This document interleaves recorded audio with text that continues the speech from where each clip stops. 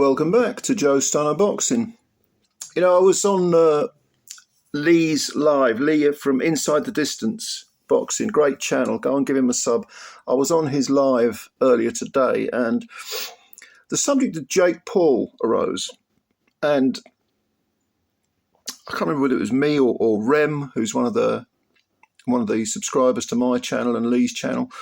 He mentioned, or I mentioned, or someone mentioned anyway, the fact that Jake Paul, he gets a lot of flack, and a lot of it's earned, because he does behave like an absolute tit at times. However, the one area where he really should get an awful lot of credit, is the support he gives to the women's game, which, as we know, is growing. It's been up and running in this particular incarnation for about a dozen years now. It's growing incrementally. The gene pool of talent is getting deeper and deeper. We got some great female fights. There have been some terrific female fights, and it's still scratching around for credibility. But that's inevitable.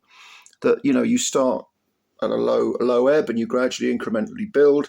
You've got people like Gabriela Fundora, who's absolutely fantastic. One of my favourite fighters. I mean, male or female, Gabriela Fundora.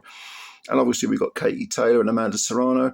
And Serrano she herself has come out and said that if it wasn't for Jake Paul and Most Valuable Promotions, which is his company, she wouldn't have earned anywhere near the money she gets for fighting Katie Taylor twice, and she's going to fight her a third time.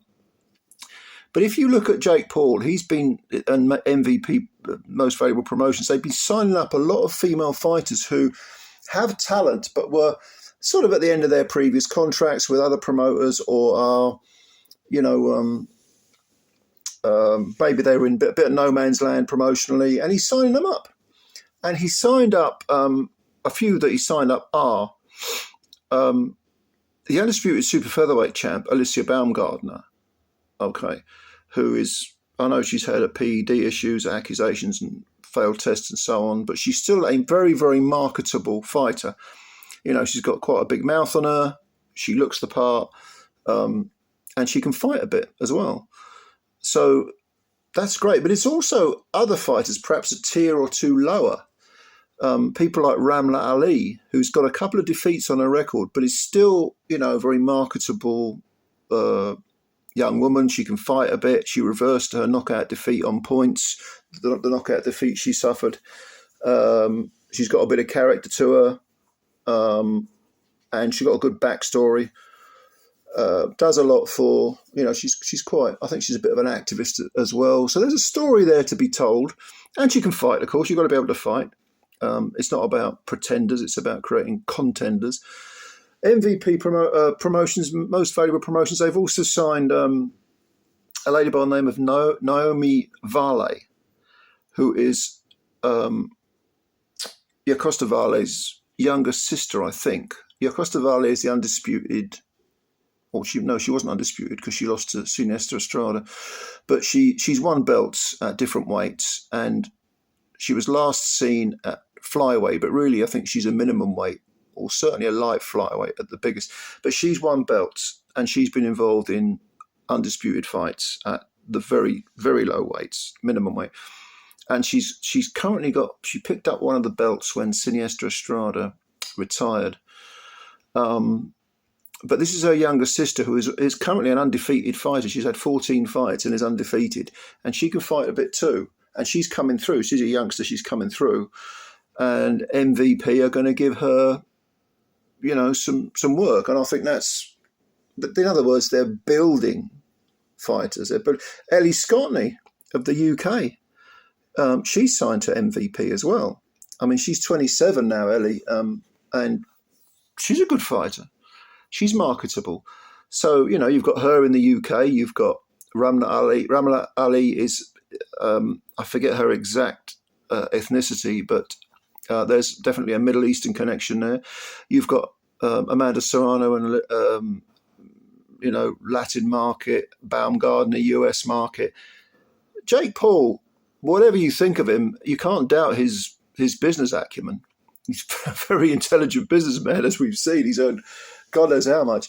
And it'll be interesting to see whether he does one of those all-female cards, perhaps on Netflix, because when he had that Mike Tyson thing, which I thought was obscene, I hated that Mike Tyson fast. And the fact that that's on BoxRec, on Tyson's record on BoxRec, is disgraceful.